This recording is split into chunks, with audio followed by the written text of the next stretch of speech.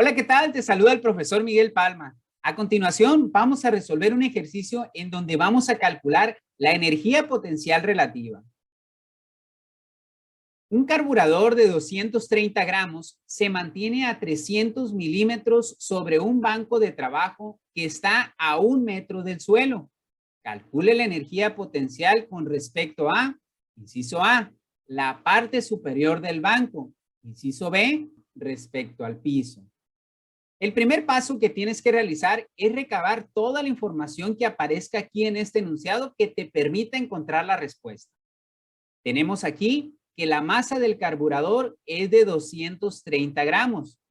Nos dicen que este está a 300 milímetros con respecto a un banco y que ese banco de trabajo tiene su parte superior a 1 metro sobre el suelo. Nos piden que calculemos la energía potencial de este carburador con respecto a la parte superior del banco y también nos piden que calculemos la energía potencial del carburador, pero con respecto al piso. El siguiente paso es identificar la fórmula que nos permite calcular la energía potencial.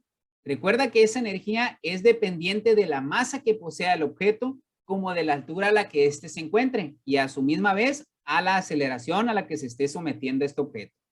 Ya teniendo la fórmula esta, vamos a empezar a dar solución a este ejercicio, iniciando con el cálculo de la energía potencial con respecto al banco.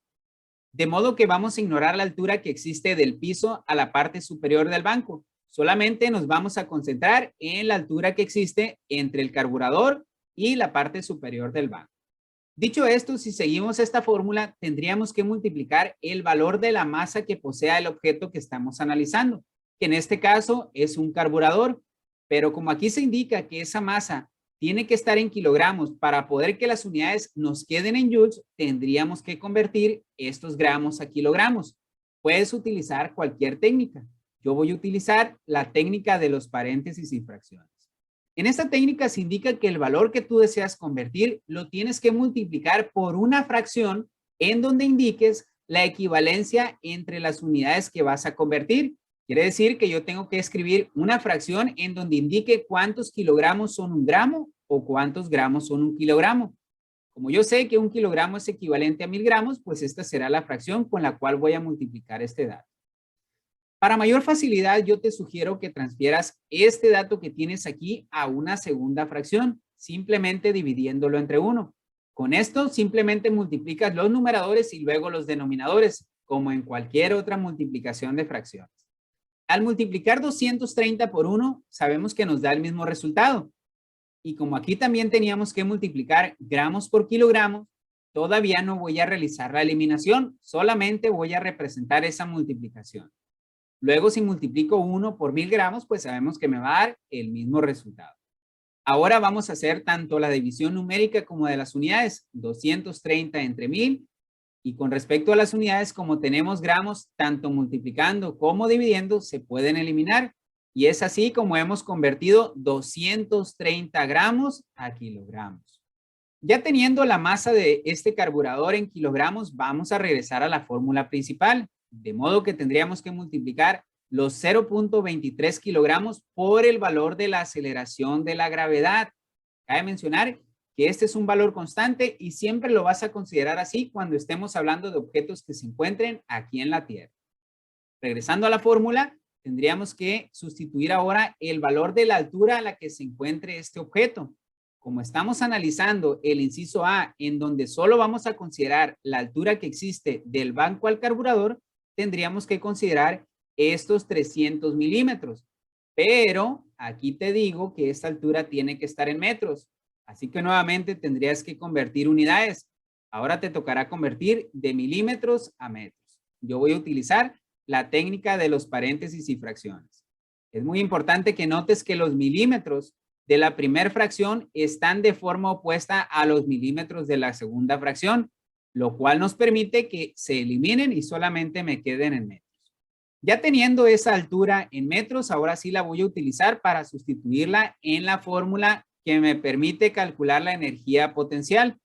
Y el siguiente paso será realizar esta multiplicación tanto numérica como de las unidades. Si multiplico todos estos números, el resultado es 0.676, pero también tendría que multiplicar las unidades. Tendría kilogramos por metros, y eso estaría dividiendo entre segundos al cuadrado.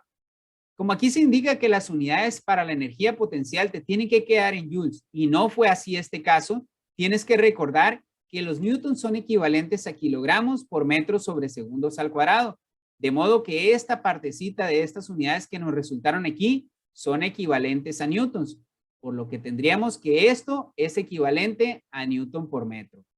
Y ahora también tienes que recordar que newtons por metro son equivalentes a joules, por lo que ya hemos encontrado el resultado final para la energía potencial que existe del carburador con respecto a la parte superior de la mesa.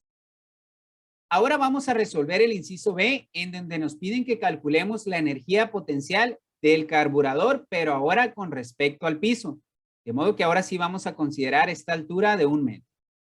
Como aquí también vamos a calcular la energía potencial, pues va a ser la misma fórmula que vamos a utilizar. Vamos a multiplicar la masa, que tiene que estar en kilogramos, pero como estamos hablando del mismo objeto que sería el carburador y ya convertimos esos gramos a kilogramos, pues utilizaríamos estos 0.23 kilogramos.